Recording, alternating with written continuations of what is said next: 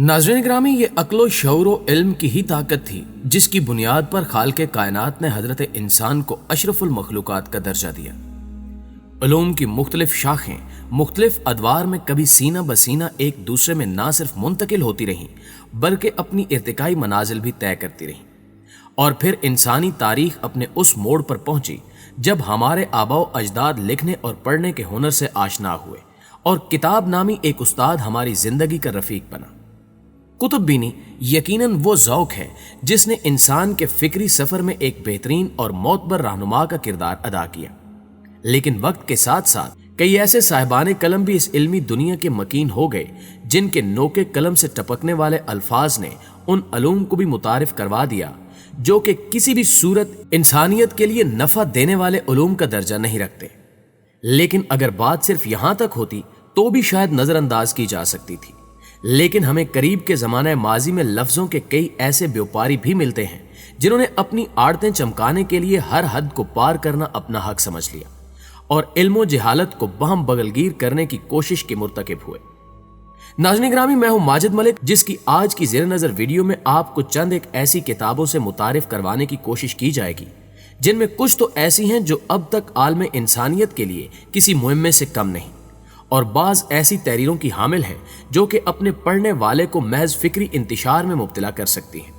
लेकिन इसका इन्हिसार भी मुतालिया करने वाले शख्स के ज़ौक़े इल्म और उसको जज्ब करने की सलाहियत की बुनियाद पर ही हो सकता है।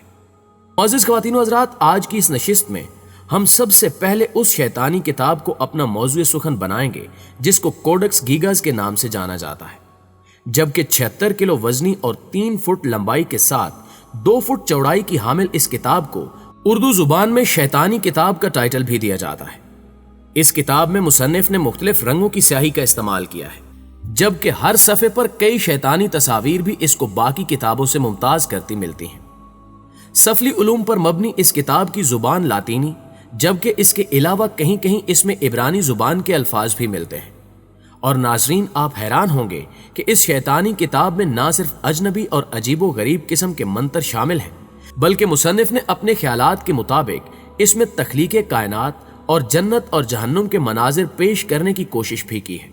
मिसाल के तौर पर इसमें मौजूद एक तस्वीर का धड़ अगरचे इंसान का है, लेकिन इसका सर किसी शैतान से मुशाबे है,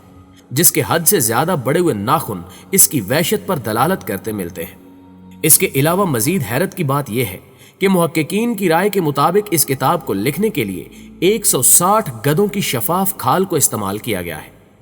जबकि माहिरीन की राय के मुताबिक इस किताब को पढ़कर यह गुमान होता है कि इसका मुसन्निफ कोई आम आदमी नहीं बल्कि यहूदियों की तारीख पर गहरी नजर रखने और जादुई अलूम पर दस्तरस रखने वाला शख्स था।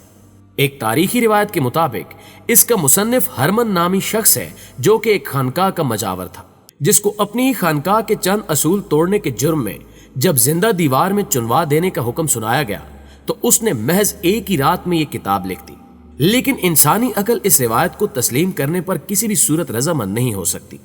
कि एक ही रात में 160 गधों की खाल का बंदोबस्त करते हुए इतनी ज़ख़ीम किताब को लिखा जा सके। कहा जाता है कि यह किताब 1648 में स्वीडिश आर्मी के कब्जे में आई, जिसके बाद इसे एक लाइब्रेरी में महफूज कर लिया गया। इसमें शैतान की तस्वीर इस शहादत के साथ मौजूद है कि इस दुनिया में सबसे बड़ा शिकार इंसान है, जिसको बहकाने के लिए वो कोई भी दाव खेल सकता है। नाज़रीन ग्रामी, ग्रैंड ग्रामर नामी ये किताब भी अपनी नोयत में बेमिसाल है, जिसके बारे में यहूदी रिवायात के मुताबिक कहा जाता है कि इसे हजरत सुलेमान अलैहिस्सलाम के अक़वाल और तहरीरों पर तरतीब दिया गया है, जो आज भी वेटिकन की लाइब्रेरी में महफूज है। लेकिन इसके पढ़ने वाले को यह इंतबा भी किया जाता है कि अगरचे इसमें मौजूद नुस्खाजात जिन्नात और आसेब वगैरह को काबू करने में अपना सानी नहीं रखते, लेकिन रिवायत के मुताबिक ऐसा काम करने से इंसान अपनी आखिरत को ज़ाया कर देता है। जबकि इसी नायाब किताब के बारे में यह रिवायत भी आम है कि इसको किसी तरह भी तल्फ नहीं किया जा सकता और ना ही इसे आग में जलाना मुमकिन है। और अब हम आएंगे 15वीं सदी ईस्वी में लिखी जाने वाली द मुइंज मैनुअल नामी इस किताब की जानिब, जिसका असल लातीनी जुबान है। इस किताब के बारे में यह दावा किया जाता है कि यह सफली अलूम के खजाने का दर्जा रखती है,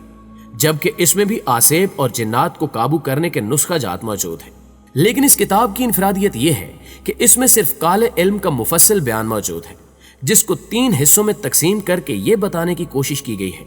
کہ اس کے پہلے حصے کی مدد سے متاثرہ شخص کو وہ چیزیں بھی دکھائی جا سکتی ہیں جن کا حقیقت میں کوئی وجود نہیں ہوتا، لیکن وہ محسوس کرتا ہے کہ انہیں مجسم حالت میں دیکھ رہا ہے،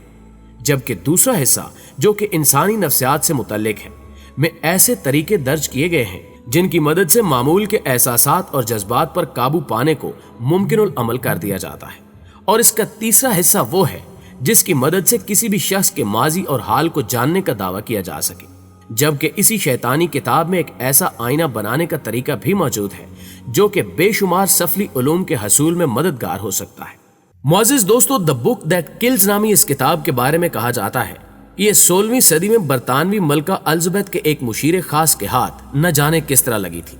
جو کہ بنیادی طور پر ایک ریاضی دان، ماہر فلکیات اور خاص طور پر مخفی علوم کا ذوق رکھتا تھا،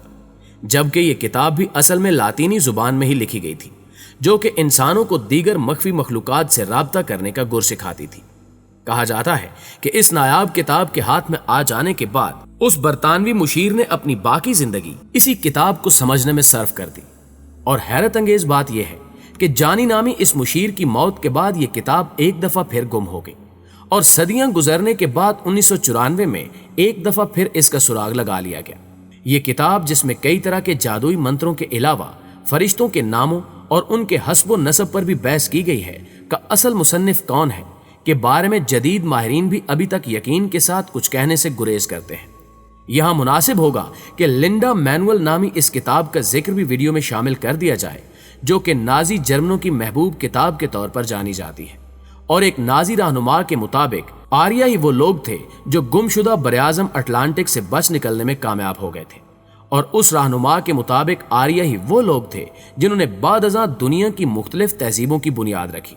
کہا جاتا ہے کہ یہ کتاب مختلف نوعیت کے محاوراتی تحریروں کا ایک مجموعہ ہے جسے دنیا کے مختلف ماہرین لسانیات نے حقیقت سے قریب تر قرار دیا ہے۔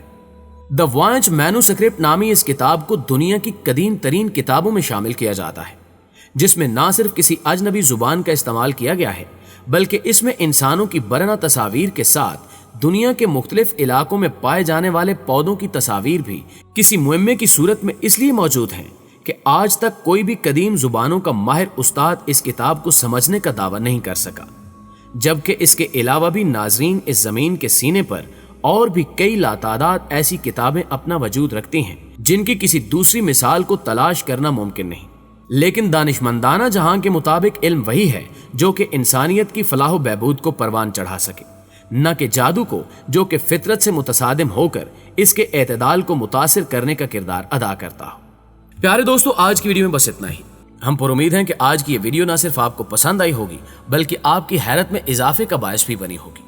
اگر ایسا ہے تو ویڈیو کو لائک کرتے ہوئے اپنے دیگر دوستوں کے ساتھ بھی شیئر کر دیجیے۔ جلدی حاضر ہوتے ہیں ایک نئی معلوماتی ویڈیو کے ساتھ، تب تک اپنا ڈھیر سارا خیال رکھیے گا۔ اللہ نگہبان۔